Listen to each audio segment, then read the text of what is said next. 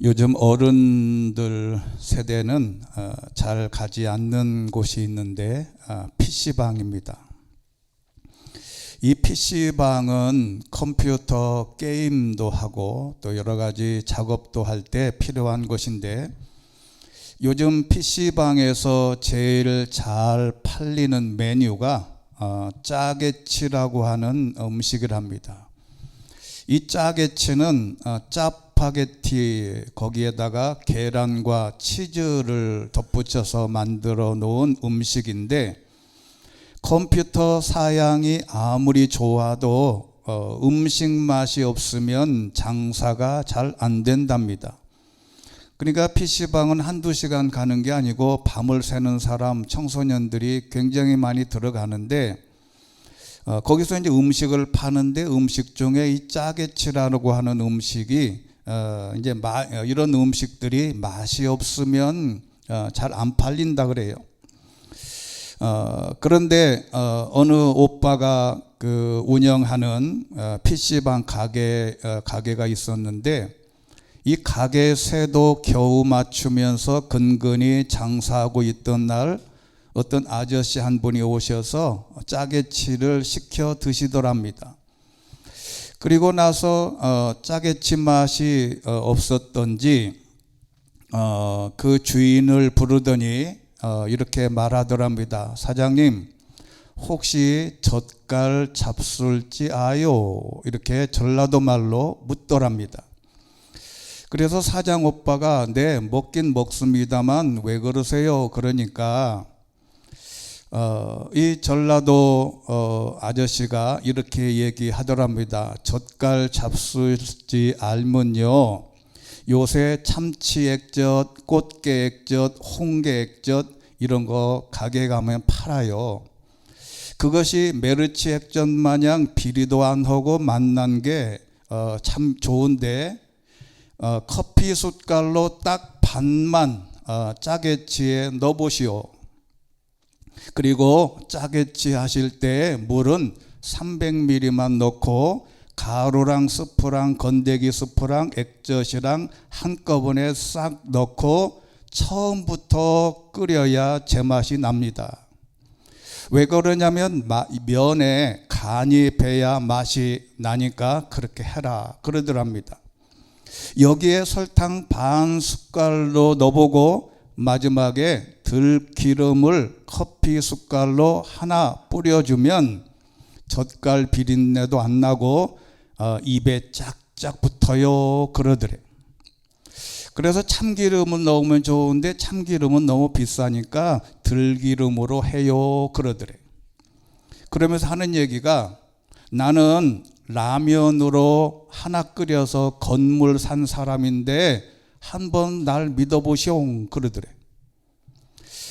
이 전라도 아저씨가 워낙 확신을 갖고 말씀하셔서 이 오빠가 당장 가게에 가서 액젓과 들기름을 사고 짜게치에 이것을 넣어서 하라는 그대로 했더니 그 맛을 딱 보는 순간 이분이 이렇게 생각했더랍니다. 우리 가게에 귀인이 오셨었구나.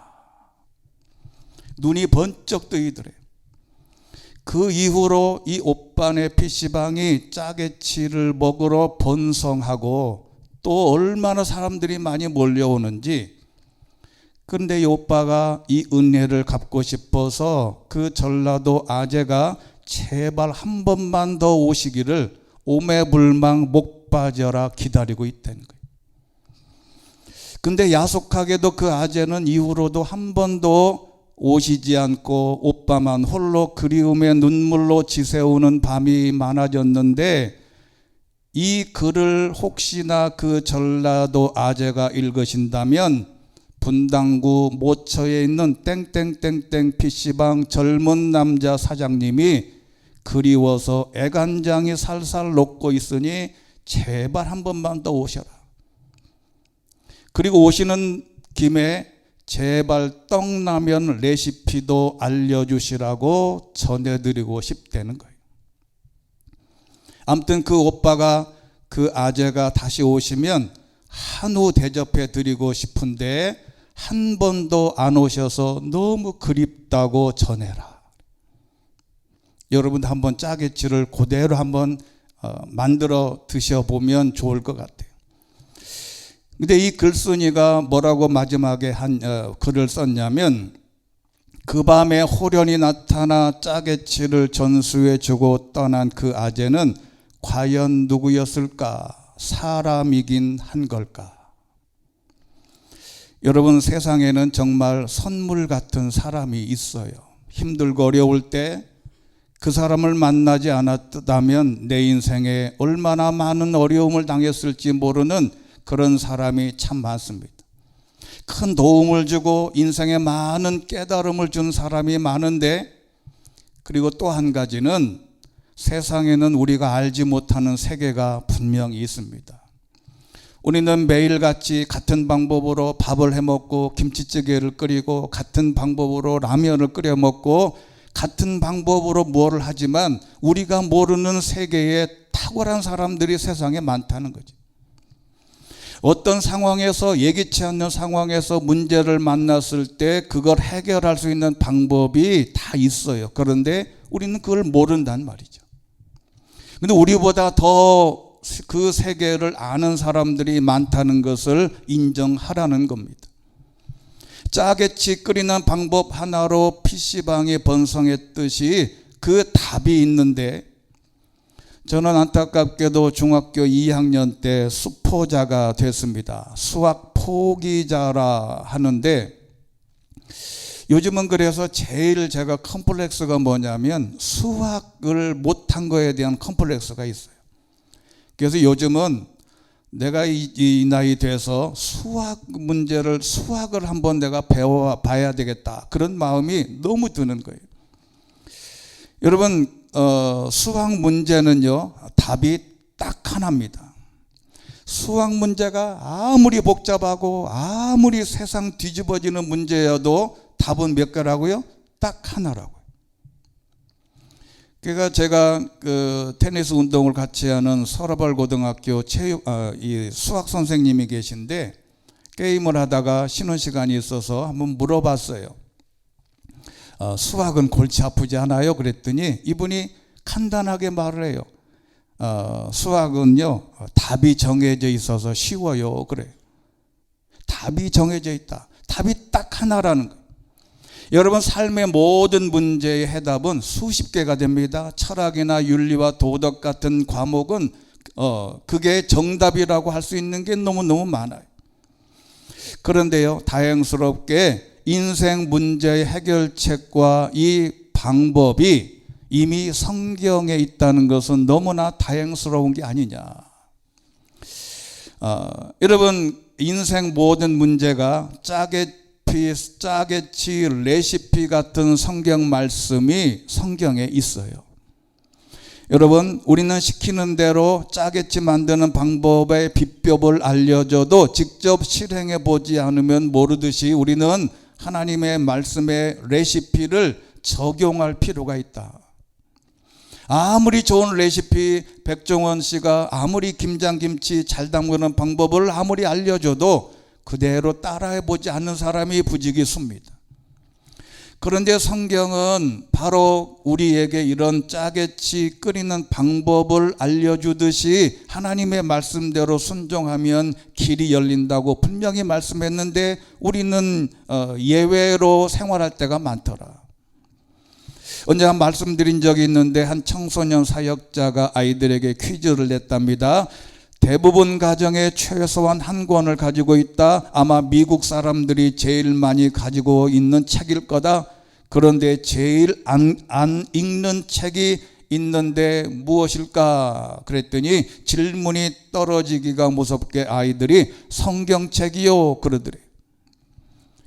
그런데 뜻밖에도 이것은 정답이 아니에요. 이게 뭐냐면 자동차 매뉴얼이랍니다. 아이들은 모를 수도 있을 건데 늘 타고 다녀야 함으로써 없어서는 안 될 자동차, 요즘에는요 좋은 자동차는 바퀴에 바람이 빠지면 불이 들어와요. 그래서 요소수가 부족하면 불이 들어와요. 그래서 이게 무슨 불인지 몰라요. 몰라서 이미 그 내용은 자동차 매뉴얼에 다 설명이 되어 있는데 우리는 몰라서 자동차 전문점에 가서 물어요. 아저씨, 이게 불 들어왔는데 이게 뭐예요? 그분은 딱 알아요. 이것은 요소수가 부족합니다. 여러분, 보통 사람들이 지금 그것이 어디 있는지도 몰라요. 처음 자동차 새 거 살 때 그렇게 두꺼운 책을 줬는데도 안 읽어봐요. 저는 죄송하지만 그 매뉴얼을 처음에 샀을 때 다 읽어봤어요. 읽어보는 방법 중에 뭐냐면 그 안에 라디오 또는 앰프 요거 설정하는 방법이 다 있는데, 제가 어느 지인의 차를 탔는데 차는 아주 좋은데 방송 내용 스피커가 이상해. 그래서 왜 이렇게 좋은 차인데 이상하냐 그랬더니 처음에 타던 대로 해서 뭘 만질 줄을 모른대. 그래가지고 잠깐만 차를 세워봐라. 그래가지고 다 만져줬더니 아이고, 스피커가 완전히 콘서트에 들어가 있는 것처럼 엄청나게 빵빵한 거예요. 제가 이렇게 좋은 스피커가 있는 줄을 몰랐다는 거예요.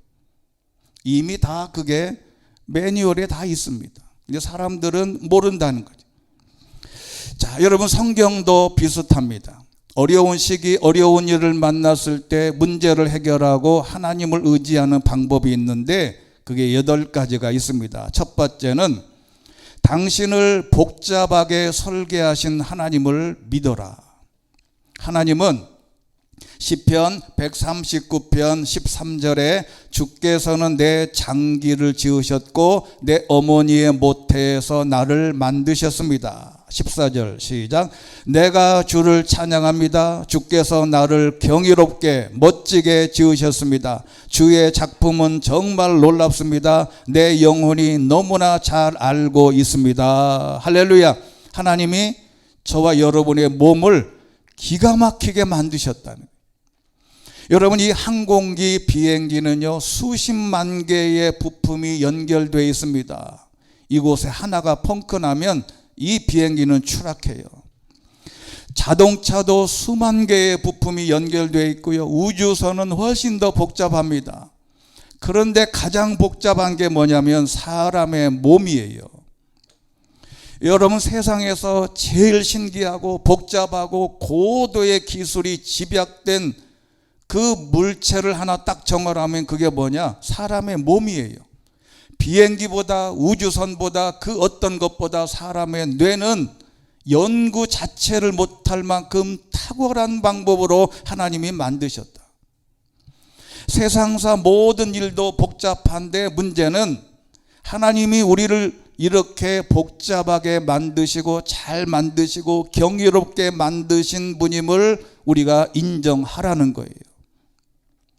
내 뱃속, 내 태중에서 하나님이 나를 만드신 그 놀라운 복잡하게 그리고 그 어떤 것으로도 비교할 수 없는 그 놀라운 방법으로 만드신 하나님이, 그런 하나님이 언제나 당신 곁에 계시다는 것을 믿어라. 신명기 31장 8절 말씀입니다. 시작. 여호와께서 친히 내 앞서 가시고 너희와 함께 하실 것이며 너를 떠나지도 너를 버리지도 않으실 것이다. 두려워하지 말고 낙심하지 마라. 할렐루야. 이것이 중요하고 이것을 인식해라. 그 고도의 방법으로 나를 만드신 하나님이 너와 함께 할 거고 너를 떠나지도 버리지도 않을 거다. 그런 하나님이 항상 내 곁에 계심을 믿어야 할 줄로 믿습니다. 어떤 순간에도 하나님은 나를 버리지 않으시고 떠나지 않으시겠다고 약속하셨습니다. 이 레시피처럼 이 말씀을 믿어야 한다는 거예요. 문제는 두려워하지 말고 낙심하지 마라. 어떤 어려움을 만나도 제일 먼저 두려워하거나 낙심하지 마라. 가장 중요한 것은 낙심하지 않는 겁니다. 죄송하지만 한번 따라해 보겠습니다. 가장 중요한 것은 낙심하지 않는 거다. 어떤 문제가 닥쳤을 때 잘 될 줄 알았는데 비틀어지는 순간 낙담하는데, 낙심이라고 하는 단어는 떨어질 마음심, 마음이 떨어졌다. 바라던 일이 이루어지지 아니하고 맥이 풀리고 마음이 상했는데 바로 이것이 인생을 망치는 것입니다. 사람들은 누구나 이런 순간이 오지만 그래도 낙심하거나 또 낙담하지 말고 하나님의 뜻을 기억을 해라. 그래서 오늘에 있는 이 말씀이 아주 유명한 말씀이에요. 같이 한번 읽겠습니다. 잠언 24장 16절 시작. 의인은 7번 넘어져도 다시 일어나지만 악인은 재앙을 만나면 넘어진다. 그 뒤에 생략된 구절이 있어요. 악인은 재앙을 만나면 넘어지고 다시 일어나지 못한다.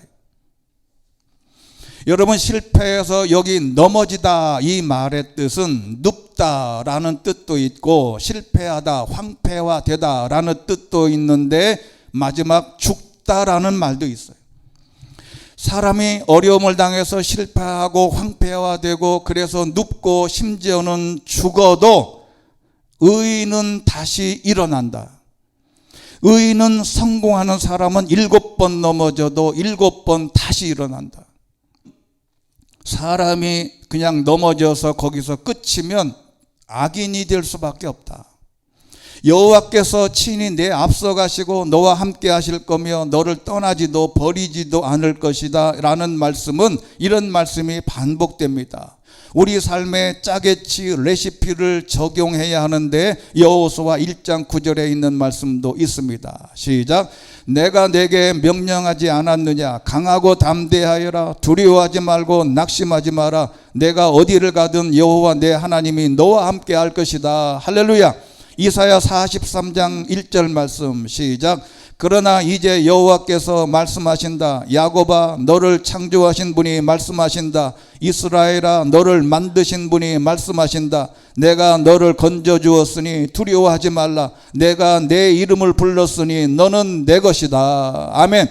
두려워하지 말라. 왜? 2절에 있는 말씀부터 내가 바다를 건널 때 내가 너와 함께 할 거고 내가 강을 건널 때 휩쓸려 가지 않게 할 거다. 내가 불 속에 걸어갈 때도 타지 않게 하고 불꽃이 내 몸을 태우지 못하게 할 거다. 여러분, 그러니 우리는 낙심하지 마라. 우리가 어떤 어려움을 만났을 때 그 어려움을 이기는 방법이 여러 가지가 있을 수 있으나 그 이겨나가는 과정 중에 제일 중요한 게 낙심하지 마라.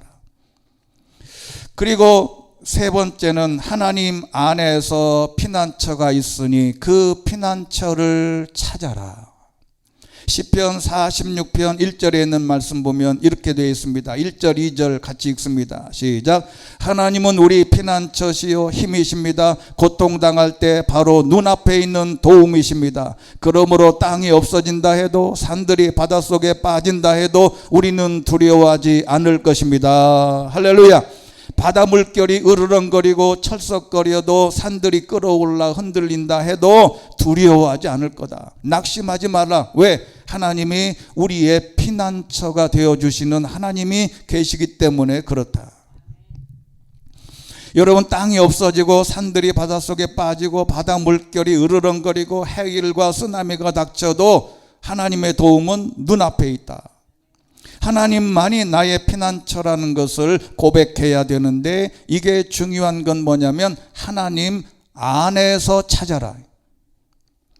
여러분, 엔 크리스토라고 하는 이 말은 이 사도 바울이 쓴 유명한 말 중에 하나예요. 엔은 헬라어로 엔은 영어로는 인입니다. 인. 그 다음에 크리스토스는 헬라어로 그리스도라고 번역을 했는데 우리 말로는 그리스도, 그리스도, 크라이스트. 그 다음에 예수는 그냥 지저스. 그러니까 영어 성경으로 말하면 in Christ Jesus라는 뜻인데 하나님 안에서 방법을 찾아라. 편법이나 다른 방법을 쓰면 안 됩니다. 자, 여러분, 구체적인 예를 이런 예를 들어서 죄송하지만 지난주에도 말씀드렸지만 어느 트롯 가수가 예를 들어서 이 술을 먹고 자동차를 쳤어요. 거기서 내려서 사과하고 내가 술 마시고 그랬다 하면 벌금 몇백 하도 거기서 끝나요. 그런데 하나님 안에서 그리스도 안에서 방법을 찾는 게 아니고 다른 방법을 찾다가 인생 망치는 거죠. 여러분, 우리가 어떤 건물을 짓다가 내가 이 다른 방법으로 이 건물을 지을 때 하도 이게 진행이 안 돼요. 그래서 다른 방법으로 이 방법을 하면 금방 지어져. 그런데 다른 방법, 하나님 아니고 그리스도 안에서가 아니고 다른 방법으로 그거를 추구해서 시작하면 언젠가는 반드시 탈이 난다. 그러니까 정직하지 않으면, 정상적인 방법이 아니면 하나님께서 하나님 안에서 피난처를 찾아야지, 안 하면 더 큰 문제가 생긴다. 그 유혹을 따라가면 안 된다. 예를 들면 성경에 유명한 그 같은 내용이 있어요. 여러분, 다윗이 도망 다닐 때 사울이 군대 3,000명의 특공대를 모집해 가지고 이 다윗을 죽이려고 그 조그마한 동네를 샅샅이 뒤져가요. 그래서 사울도 피곤하고 다윗도 피곤해서 어느 날 굴속에 깊이 들어가서 다윗은 더 깊이, 그리고 사울의 군대들은 굴 입구에서 있었는데, 사울이 다윗이 입구에서 있었는데 부하들이 와서 그럽니다. 저기 지금 사울의 군대들이 와 있는데 지금 다 피곤해서 잠잡니다. 우리가 가서 가슴에 칼만 꽂으면 우리가 이긴다. 어떻게 할까요?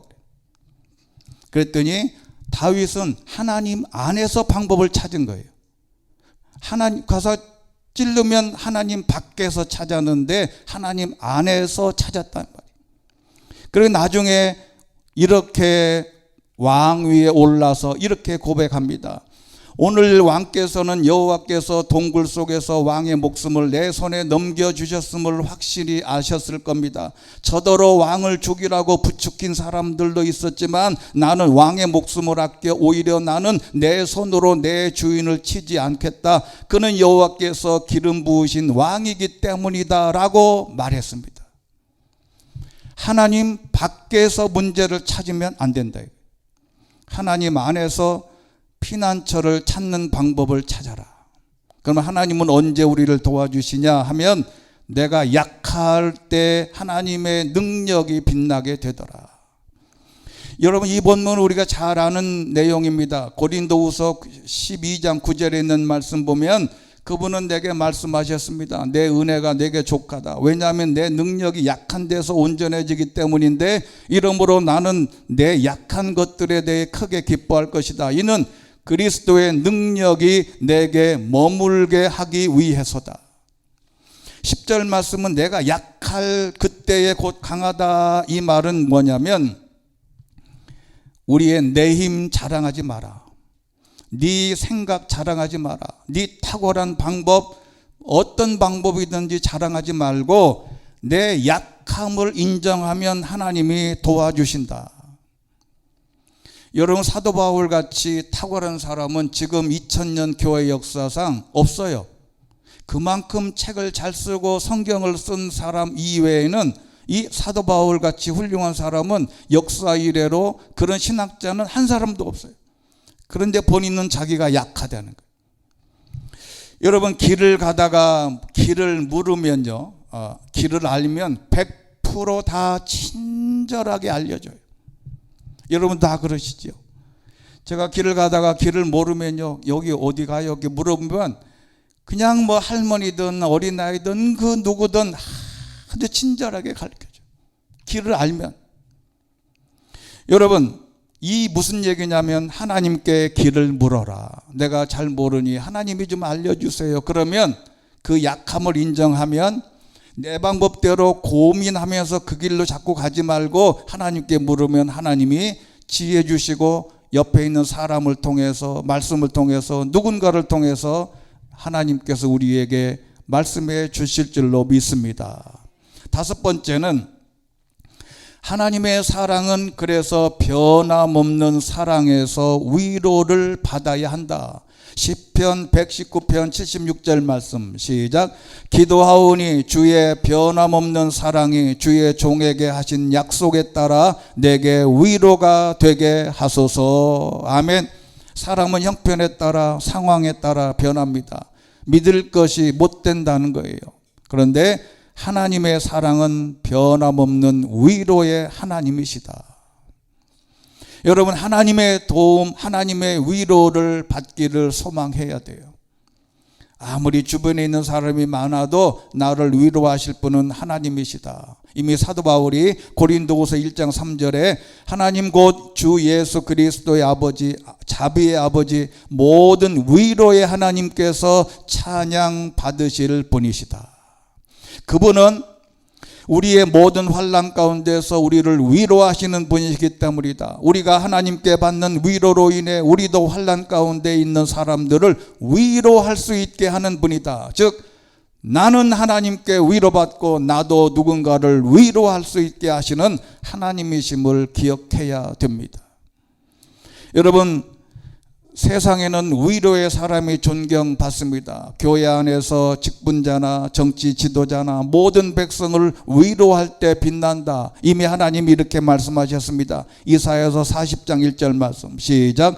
위로하라, 내 백성을 위로하라, 너희의 하나님께서 말씀하신다. 할렐루야. 그 다음에 6번째, 하나님의 선하심을 찬양해라. 이 말은 하나님은 착하시다. 시편 106편 1절 말씀 시작. 여호와를 찬양하십시오. 여호와께 감사를 드리십시오. 그분은 선하시고 그 인자하심은 영원합니다. 할렐루야. 여기 선하다라고 하는 뜻이 기가 막힌 뜻이 3가지가 있습니다. 토브라고 하는 히브리어인데 첫 번째, 선한, 상냥한, 기분 좋은. 하나님은 상냥한 분이시다. 죄송하지만 한번 따라해 보겠습니다. 하나님은 상냥하신 분이다. 우울한 분이 아니라. 하나님은 언제나 상냥하고 언제나 선하고 언제나 기쁜 표정이에요. 2번째는 좋은 것, 그 다음에 3번째는 복지라는 뜻이 있어요. 우리나라의 그 부서 중에 복지부가 있죠. 복지부가 뭐 하는 것입니까? 나라의 개인의 이 백성들의 복지를 업그레이드 하려고 복지부가 있는 거예요. 여러분, 복지 전문가는 하나님이신 줄로 믿습니다. 하나님이 선하시기 때문에 그분을 찬양하면 하나님이 우리의 복지를 지금보다 업그레이드 시킨다. 여기 앞에 있는 본문에 있는 말씀, 여호와를 찬양하십시오라고 돼 있어요. 근데 여러분, 그 뒤에 여호와께 감사를 드려라, 아주 선하시고 인자하심은 영원하다, 그 앞에 찬양하다, 이 말은 할렐루야입니다. 여기 원어에 보면 그냥 할렐루야예요. 할렐루야 그렇게 해놓고 여호와께 감사해라, 그분은 선하시고 인자하심이 영원하다. 할렐루야. 여러분, 우리가 복받고 은혜받고 믿습니까? 그러면 그냥 자동으로 튀어나오는 거, 그 다음에 할렐루야 그러면 아멘 그러죠. 여러분, 이런 하나님을 향하여 할렐루야 찬양할 수 있게 되시기를 주의 이름으로 축원합니다. 7번째는 하나님은 당신의 삶을 위한 완벽한 계획이 있어요. 여러분, 이게 얼마나 중요한지 모릅니다. 지금 손에 잡히는 것도 없고 눈에 보이는 것도 없고 내 인생에 꼬인 것 같고 여기서 끝난 것 같은데 하나님은 더 완벽한 계획이 있다.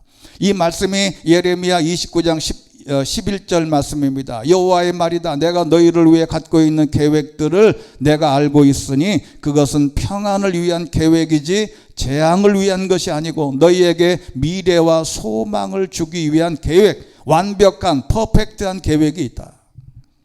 여기 계획이라고 하는 말은 기가 막힌 뜻인데 마하샤바라고 하는 히브리어는 물론 계획, 생각 뜻인데 기묘한 일이라는 뜻이 있어요. 하나님은 저와 여러분에게 기묘한 계획들을 갖고 있는 줄로 믿습니다. 이 사실을 꼭 믿어야 돼요. 그래서 하나님께서 우리에게 주시는 눈에 잡히는 것도 없고 손에 보이는 것도 없고 손에 잡히는 것도 없지만 하나님은 나를 위해서 완벽한 계획, 플랜을 갖고 계신데 여기 미래라고 하는 뜻은 마지막, 뒷부분이라는 뜻이에요. 마지막에 결국에는 잘 된다. 하나님을 신뢰하면 어려움에서도 마지막에 승리할 수 있다는 사실을 믿음으로 고백할 수 있게 되기를 주의 이름으로 축원합니다. 8번째는 이제 마지막, 때가 되면 주권자이신 하나님이 역사하신다.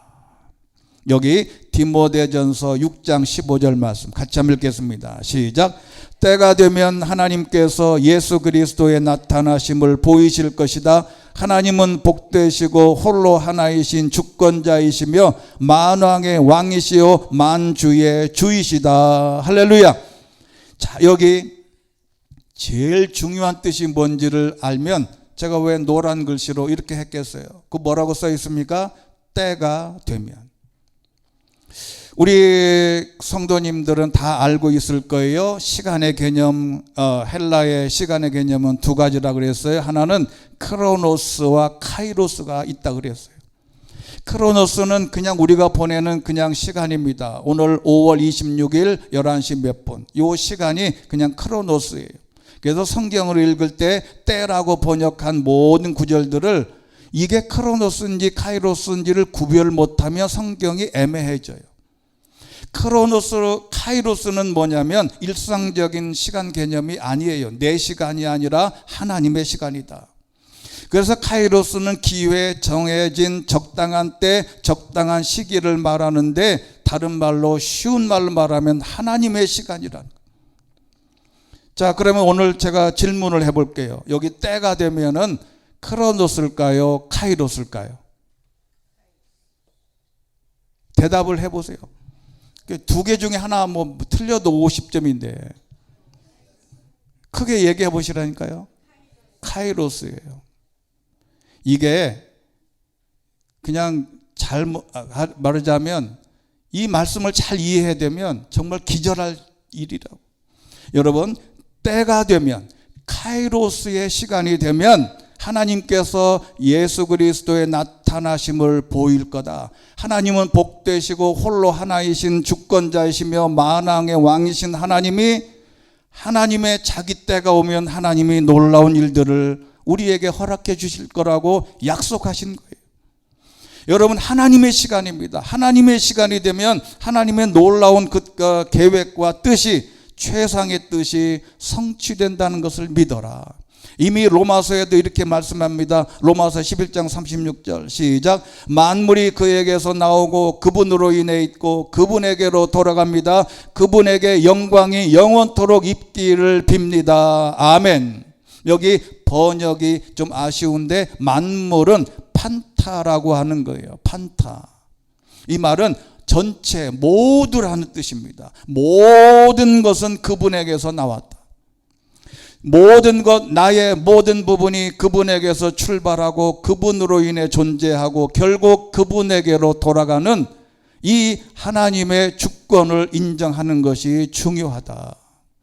나의 모든 주권은 하나님이 인도하시고 나의 가정도 교회도 내 삶도 하나님이 섭리하신다는 것을 믿음으로 고백할 수 있게 되기를 주의 이름으로 축원합니다.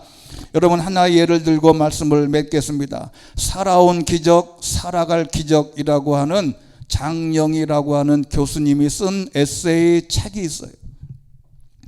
이분은 이제 교수님이 됐다가 은퇴하셨는데, 이분이 미국 뉴욕의 주립대학, 아주 거기는 굉장히 좋은 대학이죠. 유학을 하러 갔어요. 그래서 이분이 장애인이에요. 그래서 6년 동안 몸을 이끌고 목발을 짚어가며 도서관에서 엉덩이에 종기 날 정도로 밤을 지새워서 박사 논문을 썼습니다. 그래서 다 끝내고 가방에다가 그 논문을 넣고 LA에 있는, 그러니까 뉴욕에서 LA는 13시간 비행기를 타고 가야 되잖아요. 가서 놀러 갔다가 뉴욕으로 다시 돌아왔어요. 그냥 집에다가 논문을 놓고 가지 그걸 왜 가방에 넣고 가겠어요? 너무 소중하니까. 그래서 공항에 나왔는데 친구가, 야, 어차피 여기 공항에 왔으니 우리 집이 근처니까 우리 집에 가서 차 한잔하고 가라 그런 거예요. 그래서 그러자 그러고 따라갔더니 그 집 입구에다가 놨는데 그 사이에 친구 딸이 와서 말을 하는 거예요. 거기 이모라고 불렀을 수도 있죠. 이모, 지금 방금 도둑이 들어서 트렁크에 있는 짐 몽땅 다 빼갔어. 그러는 거예요. 친구는 아무 생각이 없지만 본인은 그 이야기를 듣자마자 기절했대요. 실제로. 왜? 거기 뭐가 있어요? 논문이 들어있는 거야. 지금은 저도 박사 논문을 써봤지만 지금 요즘에 논문 쓰는 거는요 너무너무 쉬워요. 너무너무 좋아. 왜냐하면 한글이라고 하는 컴퓨터 프로그램이 있어서 그냥 예를 들어서 각인, 색인 같은 거 하나만 잘못돼도 그냥 치면 그대로 다 밀려가서 얼마나 쉬운지 몰라요. 그 당시에는 컴퓨터가 없어서 전동 타자기로 만든 자기 그 핵심 논문 딱 한 부인데 그걸 잊어버렸으니 기절해버린 거예요. 기숙사로 돌아와서 너무너무 속상해가지고 4일 밤낮을 방문을 잠그고 아무것도 안 먹었대. 무거운 커튼을 닫고 그냥 누워있기만 한 거예요. 너무 속상해서. 6년의 결실이 하루아침에 날아간 거예요. 어느 날 5일째 딱 눈을 떴는데 그런 생각이 들더래요. 5일을 안 씻고 누웠으면 내 몰골이 어떻게 생겼을까? 그게 궁금하더래. 그래서 비틀거리면서 일어나서 유령 같은 자기 모습을 거울로 보려고 있을 때 그 거울을 보는 순간에 내면에서 이런 얘기가 들려오더랍니다. 괜찮아. 다시 시작하면 되잖아. 다시 시작할 수 있어. 기껏 해봐야 논문인데 너 지금 살아있잖아. 그 내면의 목소리를 듣고 털고 일어났대. 그래서 안 해도 되는 수고를 1년을 더해서 논문을 완성하고, 논문 완성하면 매일 헌시에다가 이런 걸 쓰지요. 내게 생명을 주신 사랑하는 부모님께 이 논문을 바칩니다. 그리고 내 논문을 훔쳐가서 내 삶에서 가장 중요한 교훈인 다시 시작하는 법을 가르쳐준 도둑에게 감사합니다. 살다 보면요, 기절할 만큼 힘들고 어려울 때가 있습니다. 기절만 한 것이 아니 얼마나 다행이에요. 죽지 않은 게. 여러분, 힘든 일이, 어려운 일이 있어도 다시 일어나면 됩니다. 무너지면 안 된다는 거예요. 여러분, 마가복음 5장 41절 말씀 보면 이런 말씀이 있어요. 예수께서 그 아이의 손을 잡고 아이에게 달리다쿰 하고 말씀하셨다. 여기 소녀야 일어나라. 달리다쿰은 죽어있는 여자아이 보고 말하는 거예요. 여러분, 주변에 기절한 사람, 죽은 사람처럼 절망한 사람, 삶을 포기한 사람, 그리고 자신에게도 달리다쿰 일어나라고 말해야 되는 줄로 믿습니다. 죽은 사람에게도 일어나라고 할 수 있는 믿음과 용기가 있어야 돼요. 그러면 일어날 수 있습니다. 다시 일어나고 다시 시작하면 됩니다. 낙담하지 말고 낙심하지 말고 다시 시작할 수 있는 게 진짜 믿음이에요. 그리고 이렇게 하나님이 주시는 말씀의 레시피를 잘 적용해야 하는데, 마지막 성경 구절 하나 같이 한번 읽어보겠습니다. 여러분이 에베소서 3장 20절 말씀, 이 말씀을 꼭 마음에 새기시기를 바라요. 같이 읽겠습니다. 시작. 우리 안에 역사하시는 능력을 따라 우리가 구하고 생각하는 것보다 훨씬 더 넘치도록 하실 수 있는 분에게 교회 안에서와 그리스도 예수 안에서 영광이 대대로 무궁하기를 빕니다. 아멘. 우리가 구하고 생각하는 것보다 훨씬 더 넘치도록 하실 수 있는 분, 내가 구하고 생각하는 것보다 훨씬 더 넘치도록 하실 수 있는 그분을 말씀하셨으니 우리의 삶에 적용해서 다시 일어나 도전하고 믿음의 꿈을 꾸게 될 수 있게 되기를 주의 이름으로 축원합니다. 전능하시고 자비로우신 하나님 아버지, 사람은 넘어져도 7번 넘어져도 다시 일어나는 사람은 의인이요 악인은 재앙에 넘어지면 다시 일어나지 못한다는 말씀을 하나님 우리에게 허락해 주셨으니 감사합니다. 하나님 아버지, 우리가 구하고 생각하는 모든 것보다 훨씬 더 넘치도록 하실 수 있는 분임을 믿음으로 고백하고 오늘도 다시 일어나 뛰어 하나님께 영광 돌리며 우리의 삶이 복되고 형통하게 하옵소서. 예수 그리스도의 이름으로 기도드리옵나이다. 아멘.